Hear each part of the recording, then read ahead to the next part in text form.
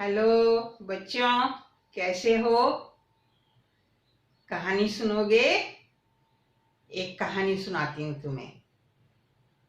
राजस्थान में एक रियासत में राजा थे, मानसिंह। अच्छे राजा थे और प्रजा उनके राज में खुश थी और सुखी थी।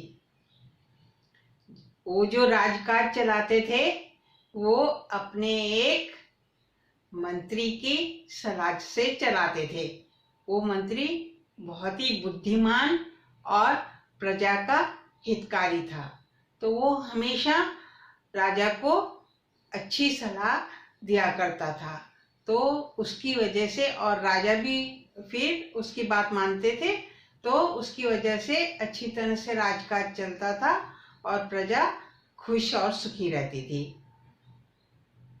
एक बार उनके मंत्री ने राजा को कहा कि महाराज, आप इतने अच्छे से राजकाज चलाते हैं, लेकिन मेरे मन में विचार आया, मेरी एक सलाह है कि राज दरबार में तो सब बड़े बड़े राज दरबारी वगैरह होते हैं, उन्हीं से मंत्रणा वगैरह होती है, उन्हीं की बात आप सब सुनते हैं, लेकिन जो ये अपनी प्रजा है, आम प्रजा है, उसकी तो बात सीधी आपके पास तक पहुंच नहीं पाती है। तो मेरा ऐसा एक सुझाव है कि अगर आप उन जो आम प्रजाजन हैं उनसे अगर आप सीधे उनकी शिकायतें या उनकी मुश्किलें या जो भी वो कहना चाहते हैं अगर सुनेंगे तो ज़्यादा अच्छी तरह से राजकाज हम चला सकते हैं और प्रजा भी बहुत खुश होगी। तो राजा मानसिंह को ये बात बहुत अच्छी लगी और उन्होंने ये स्वीकार कर लिया। तो फिर ये तय हुआ कि जो राजा हैं वो हफ्ते में एक दिन राजमहल में दरबार नहीं लगाएंगे। वो एक जगह तय हुई, एक बहुत बड़ा वट वृक्ष था, वहां पर एक चबूतरे पर राजा का सिंहासन लगाया जाएगा और वहां पर फिर आम जनता में ढिंडोरा पिटवा के और ये सूचना दी जाएगी कि जो है राजा जी जो हैं वो सीधे अपनी प्रजा से बात करेंगे और उनकी जो भी परेशानी होंगी उनको सुनेंगे और सब सुख सुविधाओं का और ज्यादा से अच्छे से संचार हो पाएगा। और मंत्री ने ये भी सुझाव दिया था कि वहां पर सिर्फ प्रजा ही रहेगी उस दरबार में, और मंत्री और क्या कहते हैं जो और दरबारी हैं वो वहां पर उपस्थित नहीं होंगे। बस सिर्फ एक जो वो होंगे, मुनीम जी होंगे, मुंशी जी होंगे, वो अपने सब प्रजा की जो भी शिकायतें वगैरह हैं वो उसके अंदर लिखते रहेंगे और फिर हम लोग पूरे बाकी के दिन यहाँ राज दरबार में उसके ऊपर विचार करेंगे और फिर हम फिर अगले दरबार में उसकी सबको प्रजा को उनका हल बताएंगे। तो ये काम सिर्फ राजा और एक मुनीम जी करेंगे। तो राजा ने कहा कि अच्छा सुझाव लगा राजा को और वो इसके लिए तैयार हो गए। तो फिर पूरा इंतजाम किया गया और वो राजा जो है हफ्ते में एक दिन उस वट वृक्ष के नीचे और आम दरबार लगाने लगे। तो प्रजा भी बहुत खुश हुई। तो जहाँ पर ये दरबार लगता था हफ्ते में एक दिन, उसके पास ही एक पाठशाला थी। तो जब ये जिस टाइम ये लगाते थे, दरबार लगाते थे, तो उस समय वो स्कूल की छुट्टी होने का टाइम होता था, तो सारे बच्चे उधर से ही दौड़ते हुए निकलते थे और उसमें से कुछ बच्चे वहां पर बैठ भी जाते थे वो देखने के लिए, और कि भाई राजा जी का दरबार लग रहा है, तो बड़े खुश होते थे देखने के लिए। तो राजा जो हमेशा महलों में और उसमें रहते हैं, तो उनको भी, जो राजा मानसिंह थे, उनको भी ये बच्चे देख करके और बड़े खुश हुए। और जब वो खुश हुए तो फिर जब वो बच्चे एक दिन ऐसे निकल रहे थे वहां से स्कूल से और जा रहे थे, तो फिर उसमें से कुछ बच्चे वहाँ पर बैठ गए थे। तो राजा मान सिंह की उन्होंने ऐसे करके बच्चों को बुलाया। तो वो बच्चे उनके पास में आए। पहले तो वो डरे कि पता नहीं राजा जी हैं, इतने बड़े राजा जी हैं, मालूम नहीं ये क्यों बुला रहे हैं हमें। लेकिन उन्होंने कहा, राजा ने कहा कि बच्चों डरो नहीं, मैं तुम लोगों से बात करना चाहता हूँ। तो पास पास में आ गए। तो उन्होंने बच्चों से ऐसे ही पूछ लिया कि बच्चों ये बताओ, ये तुम्हारे स्कूल में सबसे जो है होशियार बच्चा कौन है। तो वो बच्चे सब कहने लगे कि ये जो है हमारा मीकू नाम का जो ये है विद्यार्थी है, ये राजा जी ये बहुत होशियार है, ये हमारे गुरुजी के सारे प्रश्नों के उत्तर भी दे देता है और सारी चीज़ों में ये मीकू बहुत होशियार है। तो राजा ने कहा कि अच्छा। तो राजा जी हंसे और उन्होंने कहा, हमें इसकी बुद्धिमानी की परीक्षा लेके देखें क्या। तो आप लोग इतना इसको अच्छा कह रहे हो। तो बच्चे ने सिर हिला के कहा हाँ। तो राजा ने अपने मुनि जी को कहा, कुछ कहा उनके कान में। तो मुनि जी ने तुरंत उसका इंतजाम किया। तो राजा ने अपनी हथेली के ऊपर 2 सिक्के रखे, एक सोने का और एक चांदी का। और वो उसके मीकू के सामने कहा कि बेटा बताओ तो इसमें से कौन सा सिक्का बहुत मूल्यवान है, जो सिक्का मूल्यवान है ज्यादा वो तुम उठा लो। तो मीकू ने क्या कहते चांदी का सिक्का उठा लिया। बच्चों आप सबको तो पता ही है और सभी को पता है कि जो सोना होता है वो ज्यादा मूल्यवान होता है और चांदी तो उससे बहुत कम मूल्य की होती है। लेकिन मीकू ने चांदी का सिक्का उठाया। तो राजा को भी आश्चर्य हुआ और वो जो स्कूल बच्चे थे और सब लोग थे उनको भी आश्चर्य हुआ कि मीकू को तो अच्छी तरह पता है कि सोना ज्यादा मूल्यवान है, फिर इसने चांदी का सिक्का क्यों उठाया, ये क्यों ये बताना चाहता है कि चांदी का सिक्का ज्यादा मूल्यवान है। तो सारे जो थे वहां पर जनता बैठी थी और राजा भी, सब जो है वो मजाक के रूप में और हंसने लगे कि उसकी मीकू की मूर्खता पर। तो जो मीकू था, क्योंकि राजा जी ने कहा था जो सिक्का तुम उठाओगे वो तुम लेके चले जाना, तो वो मीकू चांदी का सिक्का लेकर के और चला गया। अब हर बार जब राजा का दरबार लगता और स्कूल की छुट्टी होती तो राजा को ये एक खेल की तरह से उनको और अपने एक एंटरटेनमेंट की तरह से उनको ये लगा और वो हर बार ही फिर उसको बुलाते मीकू को और फिर वही चांदी का और सोने का सिक्का अपने हथेली पे रखते और कहते कि बेटा इसमें से जो ज्यादा मूल्यवान है वो तुम उठा लो। और फिर मीकू चांदी का सिक्का उठा लेता और क्या कहते हैं सब लोग फिर खूब हंसते और मीकू जो था वो चांदी का सिक्का लेकर के और चला जाता। ये ऐसा हमेशा कई वर्षों तक वो इसी तरह होता रहा और वो राजा इसी तरह से करते रहे।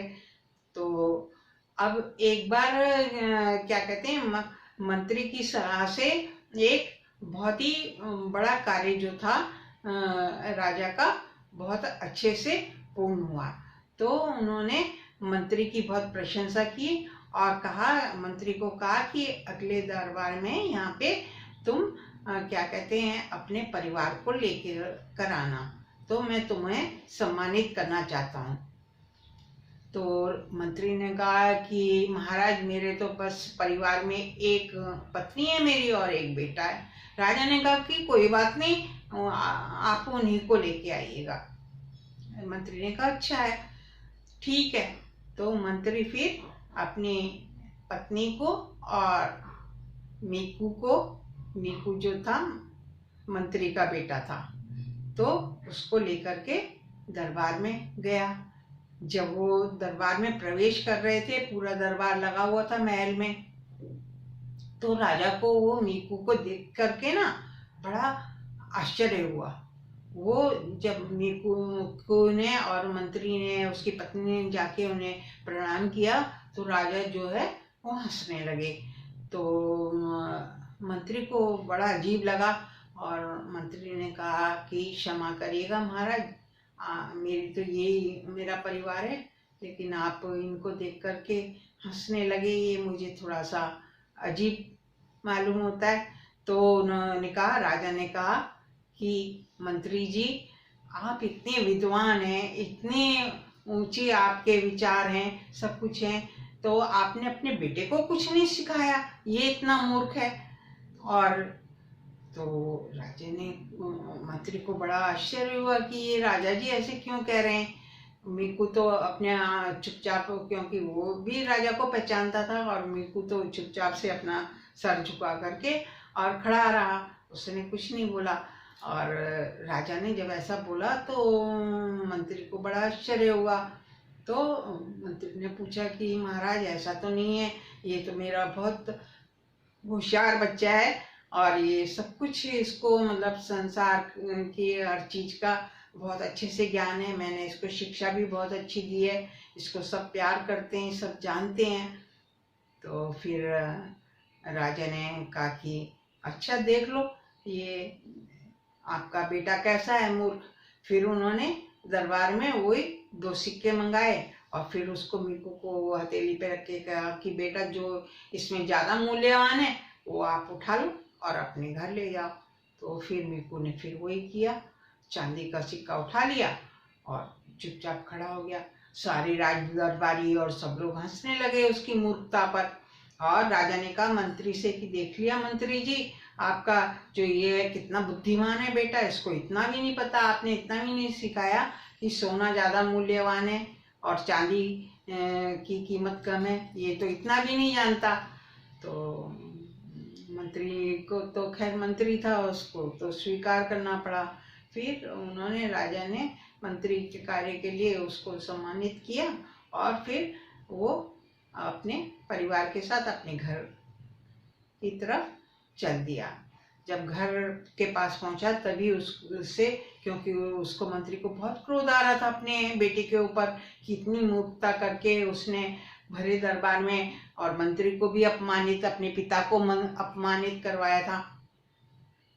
तो वो वहां पर बाहर से ही उसको बहुत डांटते डपटते हुए और घर के अंदर लेके आए।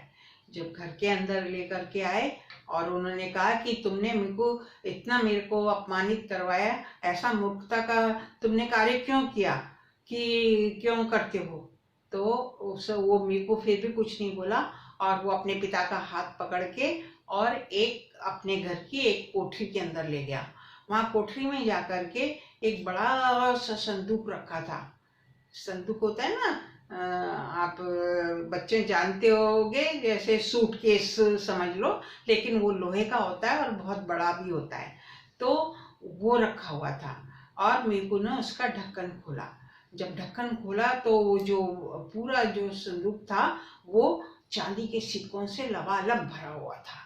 तो उसने वो दिखाया और उसने कहा कि पिताजी, मुझे भी पता है कि सोना जो होता है ज्यादा मूल्यवान होता है, मैं इतना मूर्ख नहीं हूँ, मुझे पता है कि चांदी की कीमत कम होती है। लेकिन पहले दिन से ही जब राजा ने मेरे को ये कहा, मेरी मतलब जानने के लिए कि मैं मूर्ख हूँ या बुद्धिमान हूँ, और चांदी और सोने के सिक्के में मेरे को फर्क करने के लिए कहा, तो मैंने चांदी का सिक्का उठाया, क्योंकि मैं जानता था अगर मैं उस समय ये कह देता कि ये सोने का सिक्का उठा लेता तो खेल में ही खत्म हो जाता। फिर अगले दिन से मतलब राजा जी मेरे को मान लेते कि हाँ ये तो बहुत बुद्धिमान है, इसे पता है, और फिर अगली बार से तो फिर ये खेल खत्म हो जाता। लेकिन मैं हमेशा चांदी को ज्यादा मूल्यवान बता करके, और ये राजा जी का जो है उनको तो एक खेल की तरह लगता है, इसलिए वो हर बार यही करते हैं, और इसमें हमारा फायदा होता है। देखिए ये कितना पूरा अब ये चांदी के सिक्कों से भर गया है। और जो है आपके जो राजा जी हैं वो खुद मूर्ख हैं, और वो आपकी जो है बुद्धिमत्ता पर ये सारा राजकाज चलाते हैं। तो उसने कहा, मीकू ने कहा कि पिताजी, अब हमारे पास ये इतनी धन संपत्ति ये इकट्ठी हो गई है, और हम आज ही इस राज्य को छोड़ देते हैं, क्योंकि लोग कहते हैं कि एक मूर्ख राजा की जो है उसकी नौकरी चाकरी करना बहुत ज़्यादा खतरनाक होता है। तो इसलिए हमको ये राज्य छोड़ करके दूसरी जगह चले जाना चाहिए और इस धन संपत्ति से हम और आप, मैं और माँ, हम लोग बहुत अच्छे से अपना जीवन व्यतीत करेंगे। तो फिर वो रात रात में ही अपना वो धन ले करके और फिर एक बहुत दूर राज्य में वो चले गए। और उसके पिताजी ने भी कहा कि हाँ बेटा, ये तो है, और तुम इतने बुद्धिमान हो और आगे भी तुम अपनी बुद्धिमत्ता के बल पर और अपनी हिम्मत के बल पर बहुत तुम उन्नति करोगे। और वो लोग वो राज्य छोड़ करके दूसरे राज्य में जा करके और सुख से रहने लगे। तो बच्चों बताओ कैसी लगी आप लोगों को ये कहानी? अच्छी लगी ना, है ना? देखो एक छोटा बच्चा कितना बुद्धिमान था, उसने तुरंत एक निर्णय लिया कि मुझे चांदी का सिक्का उठाना है या सोने का सिक्का उठाना है। तो बेटा बच्चों, आप लोग भी इतने ही बुद्धिमान हो और ऐसे ही समझदारी से हमेशा दुनिया में काम करना, है ना? तो खुश रहो, सुखी रहो, अच्छे से रहो।